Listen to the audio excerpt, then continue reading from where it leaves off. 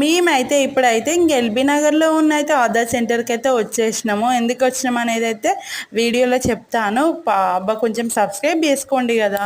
ఇంకా మా చిన్నోడి కోసం ఆధార్ తీద్దామని చెప్పేసి అయితే వచ్చినాం. వాడు పుట్టి 1 ఇయర్ అయింది కదా, ఇక తీపిస్తే సరిపోతుంది కదా అని చెప్పేసి అయితే ఇక చూస్తూ ఉంటే టైం అయితే గడిచిపోతుంది. అందుకని చెప్పేసి అయితే ఇక తీద్దాం కదా, ఒక పని అయిపోద్ది అని చెప్పేసి మళ్ళీ మేమైతే రేషన్ కార్డు వస్తాయి కదా రైస్, దాంట్లో అయితే యాడ్ చేసుకోవాలి. అప్లై చేస్తే రైస్ కూడా వస్తాయి కదా, అందుకని ఇప్పుడైతే ఇది చేస్తున్నాం అన్నట్టు.